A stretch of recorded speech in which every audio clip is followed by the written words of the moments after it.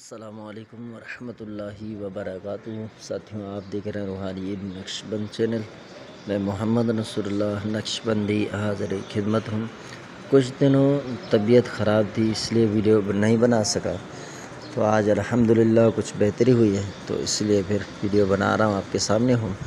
تو آج میں آپ کے لیے عمل لے کر آیا ہوں استغفار کا۔ بد زبانی کہ زبان جو ہے وہ اس کو درست کرنے کے لیے بد زبانی کرنے والے لوگ جو ہیں وہ چاہتے ہیں کہ بھئی ہم اس بری عادت سے نجات پائیں، تو اس کے بارے میں آج آپ کو عمل دینے جا رہا ہوں۔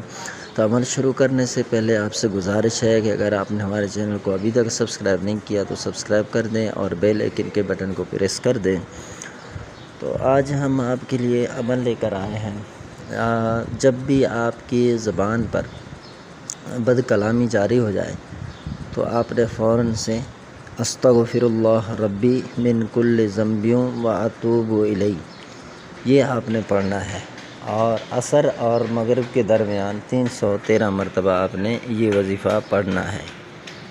ویسے بھی دیکھیں کہ انسانی اخلاقیات جو ہے وہ یہ ہمیں درس نہیں دیتے کہ آپ جو ہے اس طرح بد کلامی کریں، یا اپنوں کے ساتھ باہر اٹھتے بیٹھتے گیدرنگ میں دوستوں کے ساتھ، تو یہ اس طرح کلام ہرگز بھی نہیں کرنا چاہیے۔ تو انسانی اخلاقیات میں سے یہ بھی ہے کہ بندہ جب کلام کرے تو اس میں حسن ہو کہ لوگ ترسیں اس کے کلام کے لیے، نہ کہ اس طرح آپ گھر میں بھی اٹھیں بیٹھیں گالی دینے کے بغیر اٹھے نہیں، اور دوستوں میں بیٹھیں تو آپ گالی دیں کہ آپ نہ اسی سے ہی مشہور ہو جائیں کہ آپ گالی دینے والے سرکار بن گئے۔ تو ایسا ہرگز بھی نہیں کرنا ہے۔ گالی دینے والے لوگ جو ہیں وہ اللہ کو پسند نہیں ہیں۔ اللہ تعالیٰ نے قرآن مجید میں ارشاد فرمایا لا يحب اللہ الجہر بالسوء من القول الا من ظلم۔ تو تفاسیر کے اندر ایک قول کے مطابق یہاں جو جہر ہے، جہر سے مراد گالی دینا ہے یا چغل خورنی، تو اس طرح ایک مرادی معنی یہ بھی ہے کہ گالی دینا ہے، تو گالی اللہ کو بھی پسند نہیں ہے۔ تو بلا وجہ اس طرح گالی دینے کی جو عادت ہے اس سے اپنا جان چھڑائیں۔ تو دیکھیں کہ لوگ جو ہے وہ آپ کے اخلاقیات کو دیکھ کر آپ سے فیض پاتے ہیں۔ تو یہ آج کا ہمارا عمل ہے، تو عمل کی اجازت ہر خاص و عام کو ہے۔ اگر ویڈیو پسند آئی ہو تو ہمارے چینل کو سبسکرائب کر دیں، بیل آئیکن کے بٹن کو پریس کر دیں، اس طرح ہمارے آنے والے ویڈیو کی اطلاع سب سے پہلے آپ تک پہنچ جائے گی۔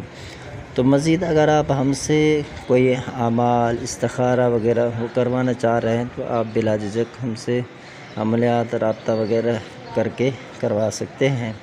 اب یہ ہے کہ واٹس ایپ تو ہمارے پاس ہے نہیں، جتنے نمبر ہیں سارے بلاک ہو چکے ہیں، ٹھیک ہے۔